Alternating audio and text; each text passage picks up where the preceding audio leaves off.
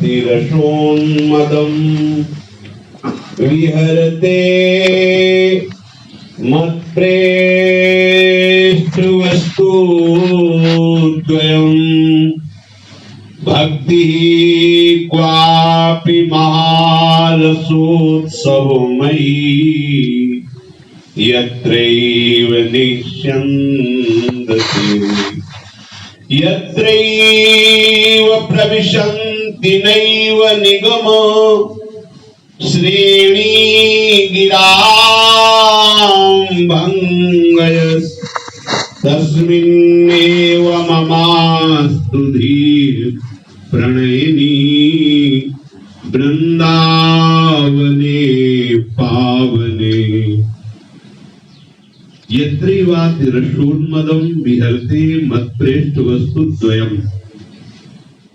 मेरे परम प्रीतम प्राणाधार जो दो रूप धारण किए हुए लीला विलास रत्न है श्री श्यामा श्याम, यहाँ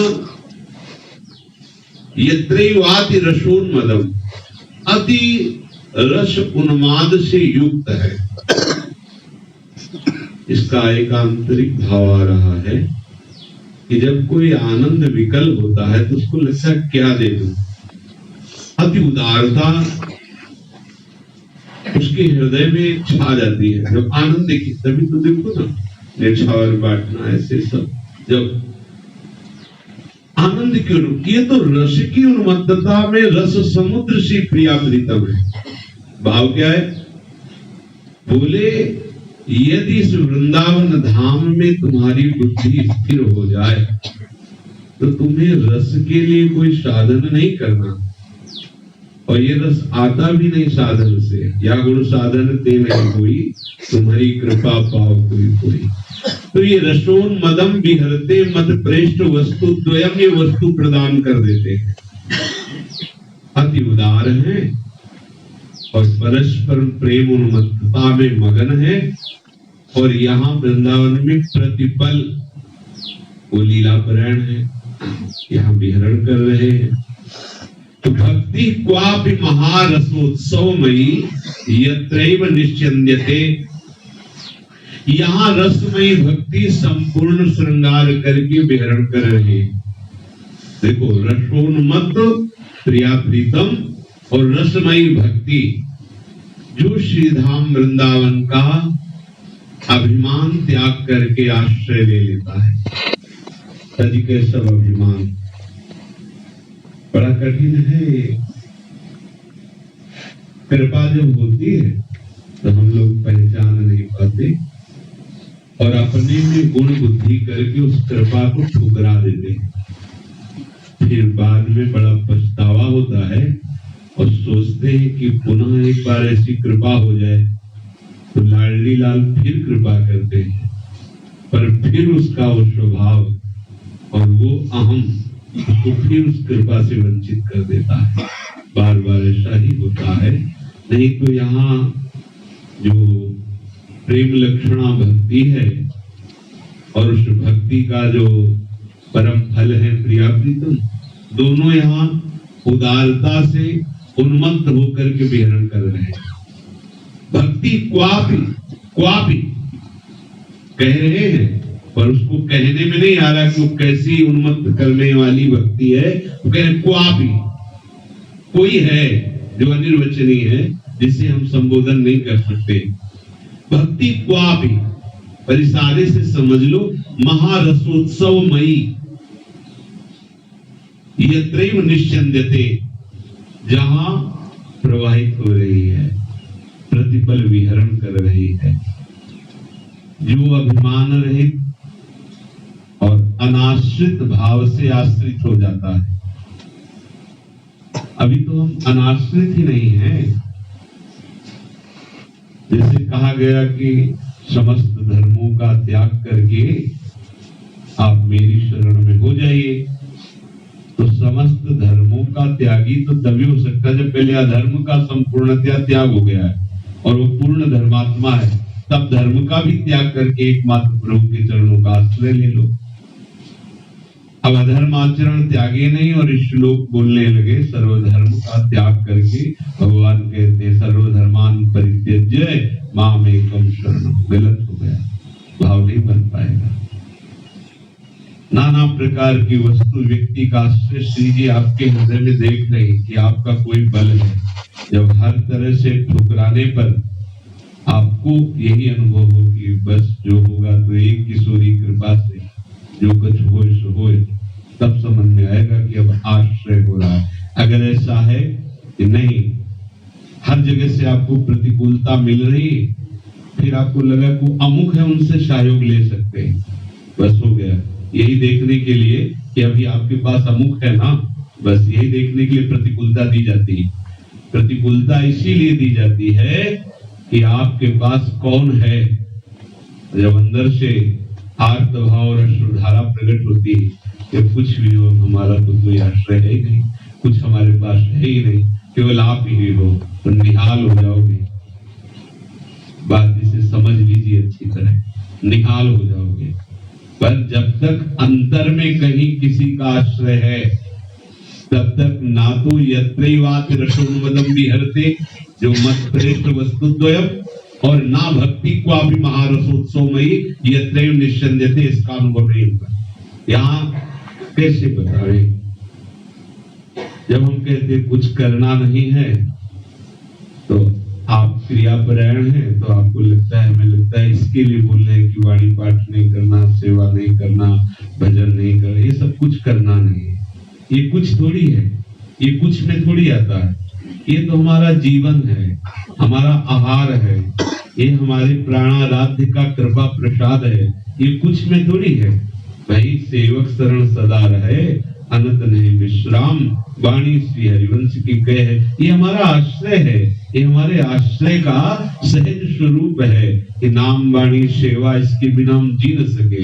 ये वैष्णव का रसिक का है तो जीवन है, इसे छोड़ने की बात थोड़ी कही जाती है। जो और साधन पद्धतियां है, ये हमारा साधन नहीं है, इसे हम साधन नहीं मानते। ये हमारे साध्य का निरंतर सानिध्य प्रदान करने वाली कृपा है। वाणी की कृपा, नाम कृपा, हरिवंश कृपा, हरिवंश का है। तो देखो, श्रीधाम वृंदावन में रहते हुए नाम तो नित्य बिहारी श्यामा श्याम का हमें वो रसोन्मादमयी लीला रूप गुण का अनुभव नहीं होता। और जो यहाँ सहज प्रेम लक्षणा भक्ति प्रकाशित हो रही है, प्रवाहित हो रही है, प्रतिपल विहरण कर रही है, वो विहरण इसीलिए कर रही। प्रिया प्रीतम तो वृंदावन की शोभा का सुख लेते हुए और सखियों को और वृंदावन के खगमृग पशु पंछी लता सबको सुख देते हुए विहरण कर रहे हैं। पर भक्ति का एक ही लक्ष्य है, जो यहाँ वास करते हैं अभिमान रहित होकर, अनाश्रित होकर के, वो ये महारसोत्सवमयी भक्ति उसे वर्ण कर लेती है, अर्थात उसके हृदय में वास करने लगती है। बहुत सहज सरल धाम है, पर वृंदावन की विधि वसेता जी के सब अभिमान।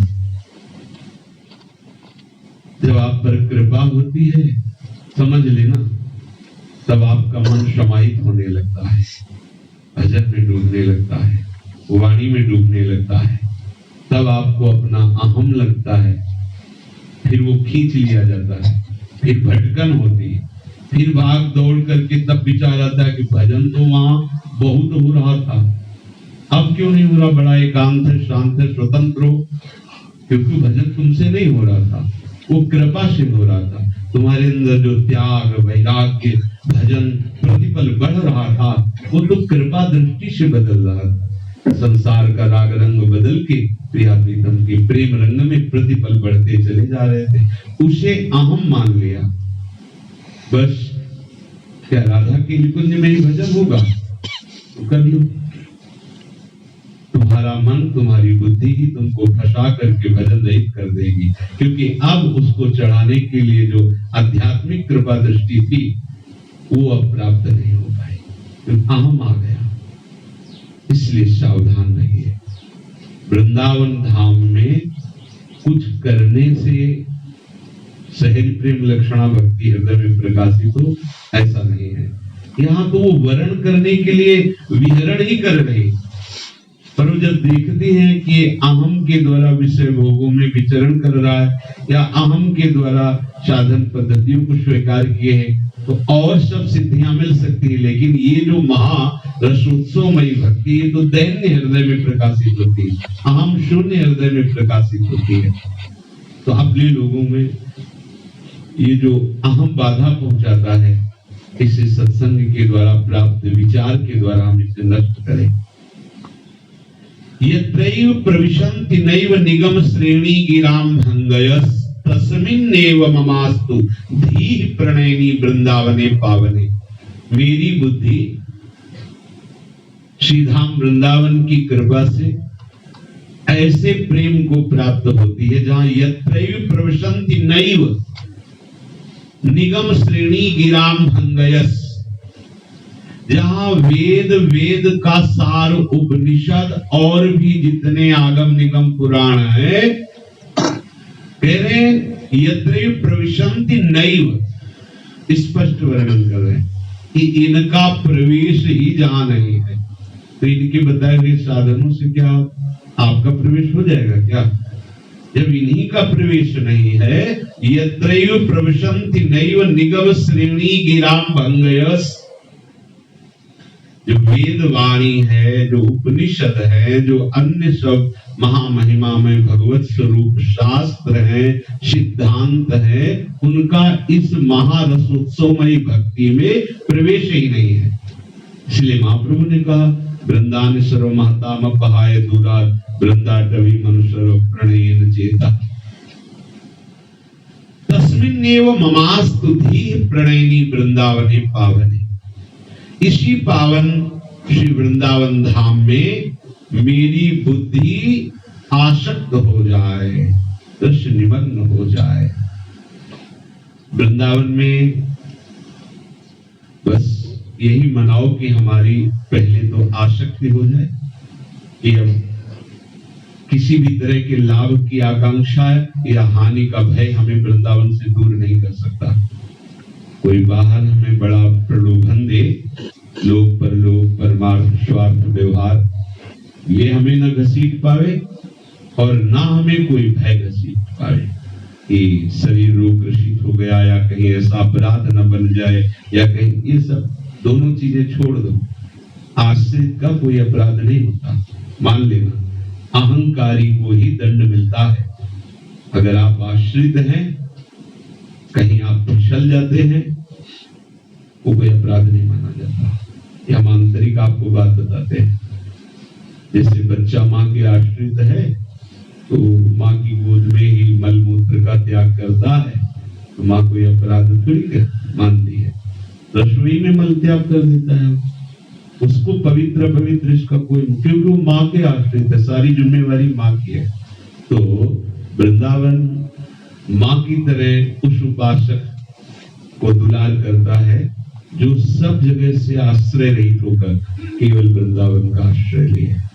सदगुरुदेव भगवान से एक बार प्रश्न किया था बहुत समय पहले, जब नए नए थे, तो महिमा वृंदावन की और अपराध वृंदावन की दोनों बातें संतोष। तो गुरुदेव भगवान से कहा जब यहाँ बराबर रहा जाता है तो स्वभाव के अनुसार ही जीव बर्ताव करता है, कर्म विवश है, जो उसके संस्कार है उनसे प्योर। तो ऐसा तो नहीं कि आज से हम वृंदावन वास कर रहे हैं तो परमहंस स्वरूप होकर वास करेंगे। हमारा जो स्वभाव है, हमारी जो चेष्टाएं हैं, धीरे धीरे कृपा से शासन में आएंगी, पर हो सकता है कोई गलती हो जाए जो परम पवित्र धाम में सोचा भी नहीं जा सकता, ऐसी गलती हो सकती है, तो महाराज फिर तो उसकी दुर्गति हो जाएगी। तो गुरुदेव भगवान थोड़ी देर मौन रहे, वैसे ही स्वभावता कम बोलते हैं।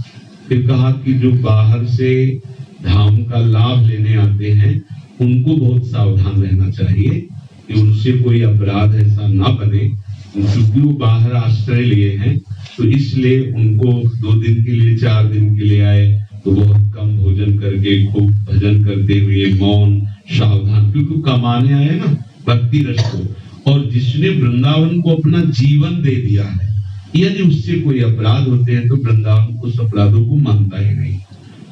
हमका जिससे मलमूत्र त्याग किया जाता है इस रच पे और भी कई तरह की अपवित्रताएं, तो गुरुदेव भगवान ने यही कहा था कि वृंदावनी प्रभाव सुन अपनो ही गुण देत, जैसे बालक मलिन को मात गोद भर ले। परम पावन धाम जहाँ हमारी सोच भी नहीं पहुंच सकती, मन भी नहीं पहुंच सकता, वहां हमारे द्वारा मनुष्यकृत कार्य होते हैं, मनुष्यकृत कार्य होते हैं, तो हमारे अपराध ही अपराध हैं। तो जो वृंदावन धाम का आश्रय और वास अखंड स्वीकार कर लिया, अब वो अपने स्वभाव और कर्म व्यवस्था यदि कोई ऐसे आचरण बन जाते हैं तो वृंदावन धाम उसे मानता ही नहीं, अर्थात अपनी कृपा से क्षमा करके उसे प्रेम मार्ग में बढ़ाता है। पर जो अन्य आश्रित हैं और धाम का लाभ लेने के लिए आए और फिर यहाँ मनमानी आचरण करते, तो फिर दोनों बातें, यहाँ सुकृत भी बड़ा है और दुष्कृत भी बड़ा है। जो बालक की तरह वृंदावन धाम में समर्पित हो गया है, अनाश्रित होकर, उसके लिए बस एक ही विधान है वृंदावन, दूसरा कोई विधान नहीं। यहाँ ना कि भगवत पार्षदों का विधान चलता है, न यहाँ यम का विधान चलता है, न यहाँ ब्रह्मा विधि का विधान चलता है, यहाँ वृंदावन में श्री जी का विधान चलता है। और श्री जी परम करुणामय है, तो ऐसे वृंदावन परम करुणामय है। नहीं तो अगर अपने अपराधों का फल आवे तो भजन क्या होता है, अपराध क्या होता है, दोनों का कुछ न कुछ सत्संग से तो परिचय हो ही गया है। तो अपने लोग सोचो कैसी हालत हो। तो जिसने वृंदावन को अपना जीवन समर्पित कर दिया है, तो वो ना तो कभी भयवश वृंदावन छोड़े, ये अपराध बन जाएगा, और ना कभी प्रलोभनवश कि अमुक व्यक्ति हमारा सहयोग कर देगा। अमुक जब तक अंदर है, मान लो सहयोग हो सकता है आपका, लेकिन जब तक अंदर आपकी वृत्ति है तब तक बात बिगड़ी ही है, चाहे जितने बुद्धिमान हो ये समझ लेना। कोई है आश्रय, जब आपको ये दिखाई दे और राधा वल्लभ जी के पास जाकर के कहो कि महाराज वास्तविक हमारे पास अब कोई व्यवस्था नहीं, आपके सिवा हमारा कोई नहीं, तब जान लेना कि आपका आश्रय पुष्ट हो रहा है। ये तो दूसरी बात कही जाती है कि भाई आपके परिवार घर से तो मान लो श्री जी का ही हो, मान लो, है नहीं, आप वनवासी हो, विरक्त हो, भगवत आश्रित हो, नहीं, श्री जी के आश्रित हो, श्री जी के आश्रित अंदर से। तो दूसरी मान्यता इसलिए कि आज का समय नहीं कि आप यमुना किनारे एकांतवास करते हुए जैसे बच्चा बच्ची स्वरूप है, ठीक है ऐसे, पर अंदर से श्री वृंदावन धाम और श्री जी के आश्रय में ये कमी पैदा ही करता रहेगा। मान लो वाली बात, कमी पैदा ही करती रहेगी। तो चल रहा है तो चल रहा है, लेकिन आप उस पर आश्रित मत होइए, कल वो आश्रय मर सकता है, क्योंकि मरण धर्म आश्रय लिए हो, फिर आना तो इसी गली में पड़ेगा। लली की गली में ही चैन है और कहीं अभी हमें विश्वास नहीं हो रहा ना, क्योंकि आश्रय नहीं, इसलिए विश्वास नहीं। अगर आश्रय विश्वास हो जाए तो चमत्कार प्रकट हो जाए। अंदर से झांक कर देखो, आप भी भगत हैं आपके, तो आप श्री जी के कहां भगत हैं? जिनको ऐसा है कि अमुक से मिलने पर हमारी व्यवस्था हो सकती है, यही देखने के लिए तुम्हें प्रतिकूलता मिलती है कि अभी अमुक से व्यवस्था हो सकती है ना। जब आपको अंदर से ढूंढने पर पता चले कि लली के चरणारविंद के सिवा अपना तो कोई आश्रय नहीं, वास्तविक कोई नहीं है, बस निहाल हो गए, बात समझ लेना। यहाँ महारसोत्सवमयी भक्ति वर्ण करने के लिए व्याकुल है। बाहर भक्ति प्रयास करने पर कहीं अंकुरित होती है, यहाँ संपूर्णतया स्वस्थ और श्रृंगारित। कौन सी भक्ति? प्रेम लक्षणा भक्ति। कौन सा प्रेम? महारसोत्सव में वो वर्ण करने के लिए यहाँ व्याकुल है। पर जब तक दैन्य नहीं है, अनाश्रित नहीं है, अन्य से अनाश्रित और वृंदावन का आश्रित, तब तक ये भक्ति स्पर्श भी नहीं करती। ध्यान रखना, ये प्रिया प्रीतम की एकांतिक भक्ति स्वयं से व्याकुल है आपको वर्ण करने के लिए धाम में, पर जब तक अभिमान है और अन्य आश्रय है तब तक ये स्पर्श नहीं करेगी। लिख लो इस बात को दिमाग में अपने, तब तक स्पर्श नहीं करेगी। आपको ऐसी उबाल नहीं आएगी कि प्राण निकल रहे हैं, क्या करें।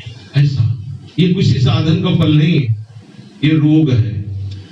ये वो रोग है जो किसी भी तरह शमन नहीं होगा, क्योंकि अब वो चढ़ गया। भाव रोग आदि तो न जाने कब भस्म हो जाते हैं, पता ही नहीं चलता। इस रोग के आते प्रेम रोग जब प्रकट होता है तब शमन हो जाता है। इससे देखा गया है, कोई अपनी विचारधारा की भाई विचार में डूबे एकदम भाव, कुछ नहीं, ऐसे पकड़ के ऐसे डुबो दिया जाता है, ऐसे पकड़ा गया ऐसे डुबो दिया गया, तब लगता है तो की कृपा है, तो की कृपा। इस रसमयी भक्ति में हमें डूबना ही है। इसके लिए हम दो बातें विशेष ध्यान रखें। पहले तो तस्मिन्नेव ममास्ति प्रणयिनी वृंदावने पावने, पावन श्री वृंदावन धाम में ही हमारी बुद्धि आसक्त हो जाए। बाहर हमें महल मिले रहने के लिए, सारी व्यवस्थाएं मिले, खूब एकांत शांत, कहीं चिड़िया भी नहीं चहक रही, हमें नहीं जाना, नहीं रहना।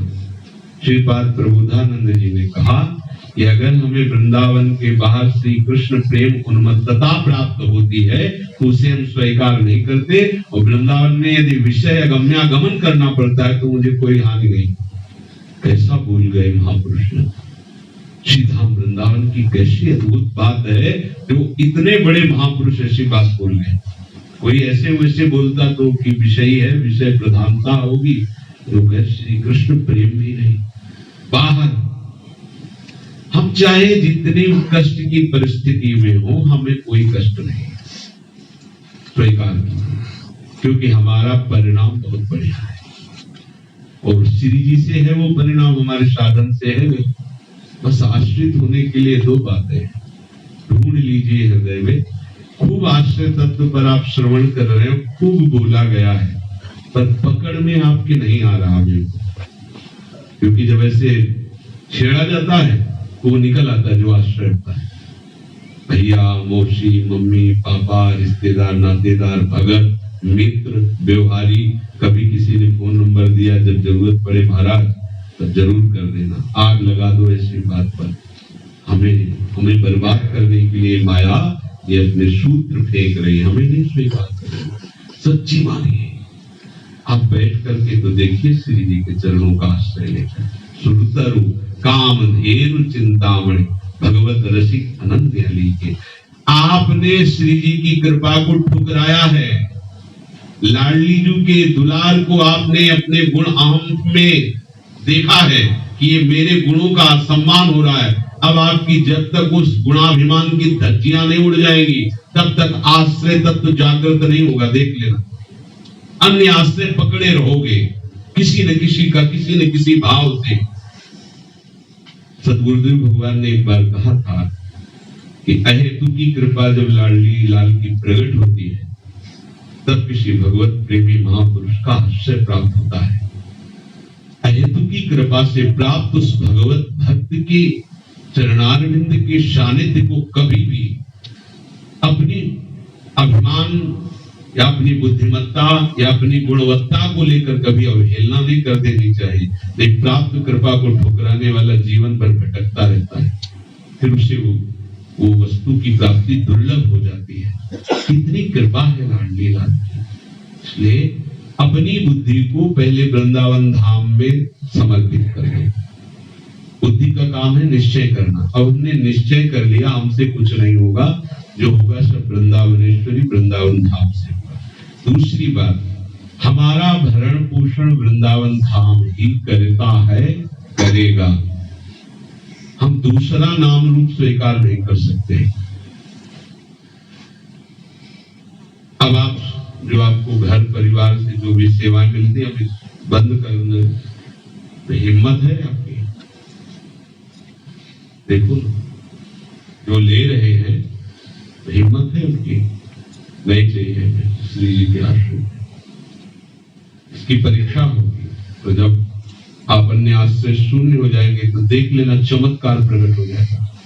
अपने तो देखे, जीवन को देखे, रोए, ये कोने में कहीं वास दे दो। पर अपने ना कोई फोन था, जानते नहीं थे, ना हमारा कोई मित्र था, क्योंकि बनारस और गंगा का किनारा हमारा मित्र था।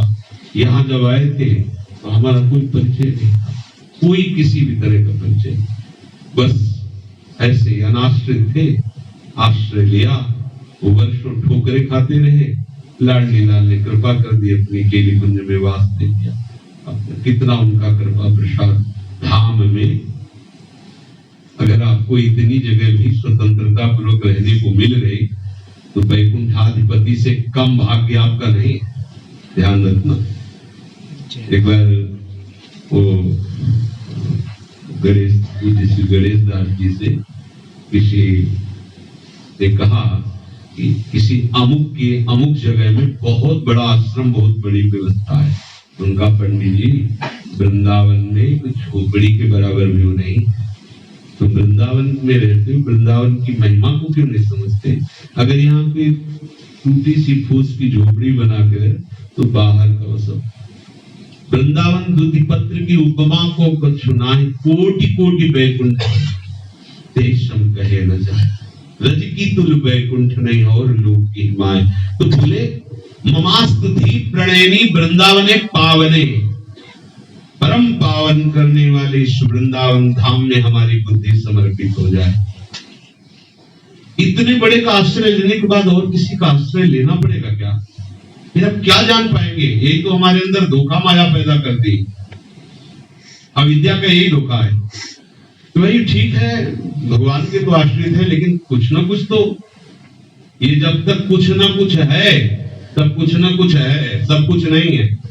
और जब कुछ नहीं है तो आप भाई, हम इस बात में आपको कभी सपोर्ट नहीं करेंगे कि आप अंदर से अन्य आश्रय पालते रहे। अनाश्रित हो जाइए, प्रभु के भरोसे रहिए। जो दे रहा है दे रहा है, नहीं दे रहा नहीं दे रहा, निकाल दे रख ले, वो सब प्रभु के आश्रित। सीधे आप केवल प्रभु को देखिए, वो कर क्या रहे। 10-5 दिन बिना भोजन के लेके देखिए, नहीं भोजन मिलता है, प्रभु की इच्छा।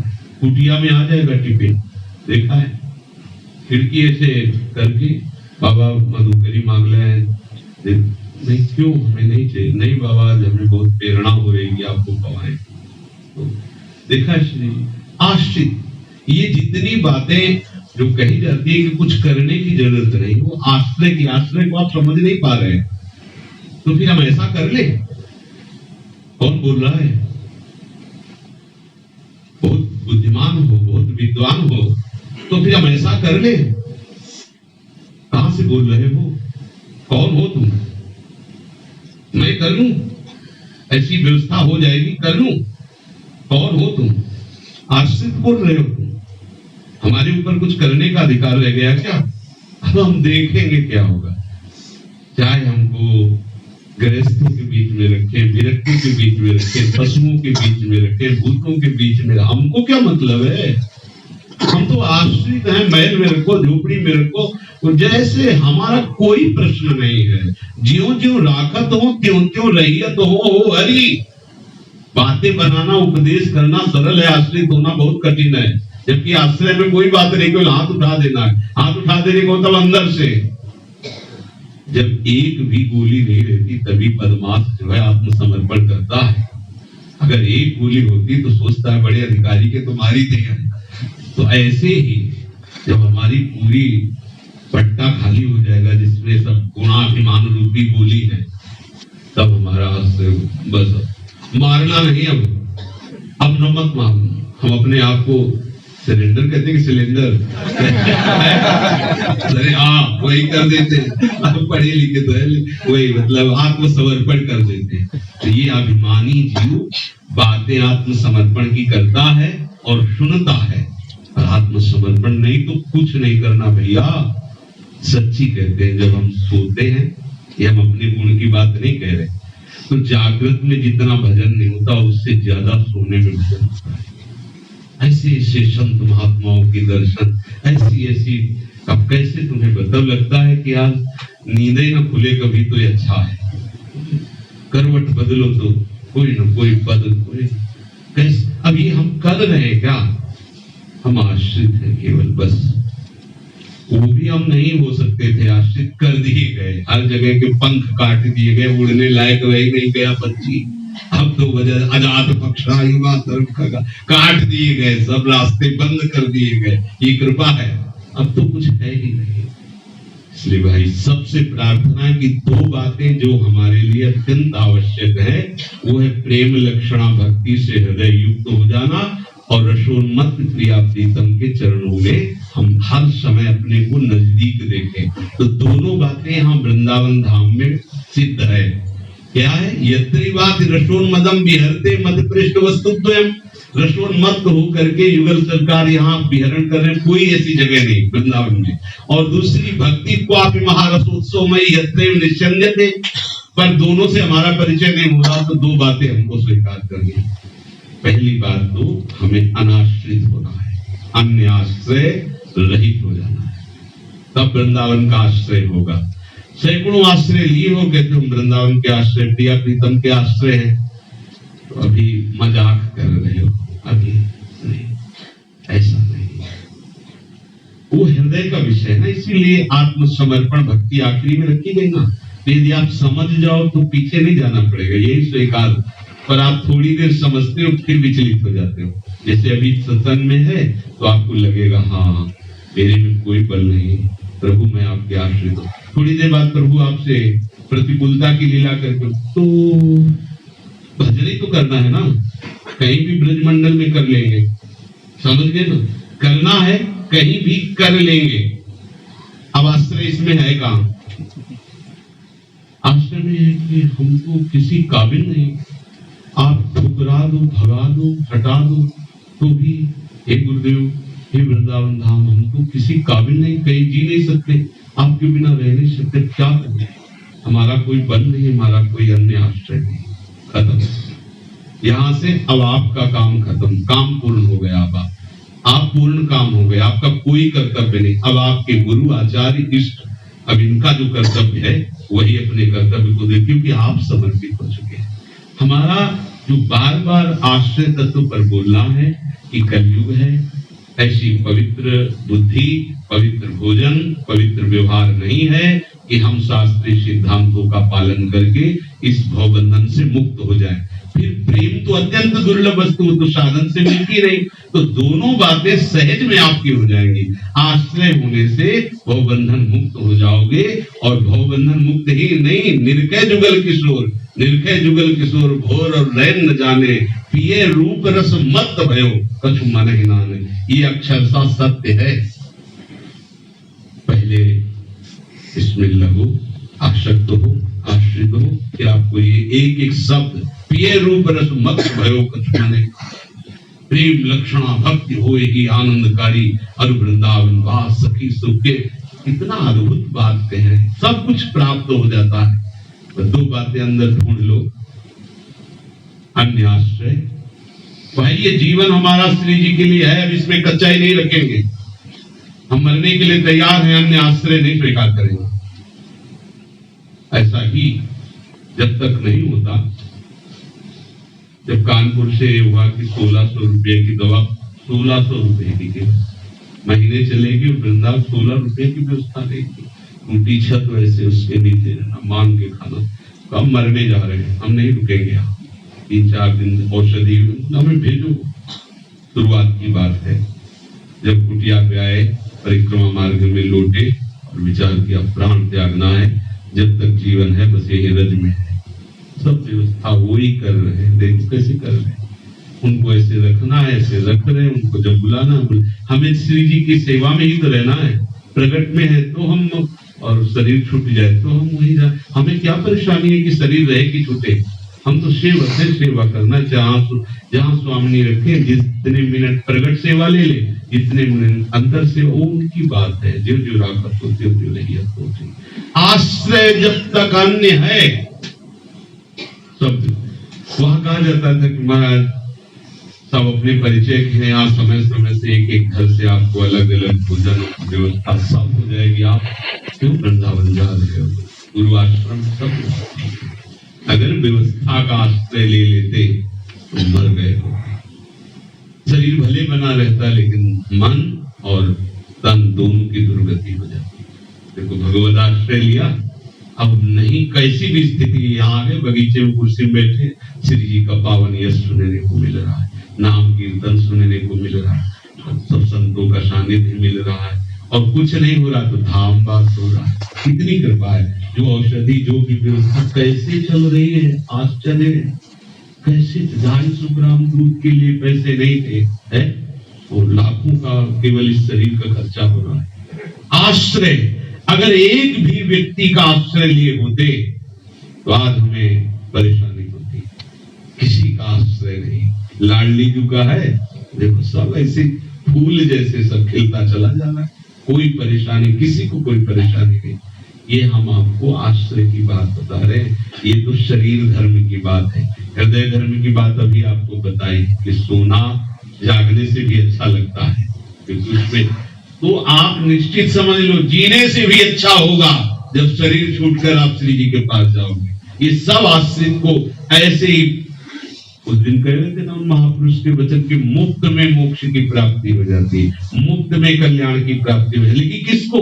आश्रित जनों को। जहां आप आश्रय की बात करोगे वहीं आपके सामने प्रतिकूलता या अनुकूलता, दोनों समझना, अनुकूलता या प्रतिकूलता फेंकी जाएगी। कब? थोड़ा भुला के, अभी नहीं कि गेट के बाहर निकलते, थोड़ा भुला के, खा पी के जब आप थोड़ा स्वतंत्र हो गए उसी समय फेंकी जाएगी। अब आपका यदि आश्रय बदलता है अनुकूलता या प्रतिकूलता में, आश्रय बदलने का मतलब ये नहीं कि आप पीला उतार करके लाल पहन लेंगे या कहीं चले जाएंगे। मन की केवल सूरी अगर ऐसे हुई तो अधकच्चे फिर हो, उसी आश्रय दाता से ही आपकी पुष्टता होगी। लेकिन गए और अगर केवल इसी में है, एक भरोसा, एक बल, एक आस विश्वास, कुछ नहीं करना भैया। वाणी जी यहां से स्फुरित होती है, नाम गूंजता है। जब तक राधा राधा ऐसे थोड़ी करना पड़ेगा, गूंजता है, ऐसे गूंजता है, जैसे मनमक्खी भनभनाती रहती ना, ऐसे राधा नाम भनभनाता रहता है। आश्रित की खोपड़ी में भनभनाता रहता है, वो नशा सा चढ़ता रहता है, घूमता रहता है, पुरोनित नेत्र उसके आनंद।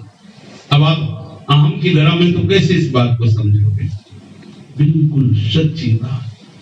अन्य आश्रय अंदर से नहीं, प्रियालाल के धाम नाम के आश्रित, और एकमात्र प्रियालाल हमारे ही साधन है और कुछ नहीं। वही सब कुछ करवा रहे, अभिमान नहीं। दो बातें अगर आपकी सुधर गई तो आश्रित पक्के हो गए और सब काम बन गया। रस प्रवाह भक्ति हृदय में और रसोन्मत्त प्रिया प्रीतम नेत्रों में, हृदय में विहार करेंगे।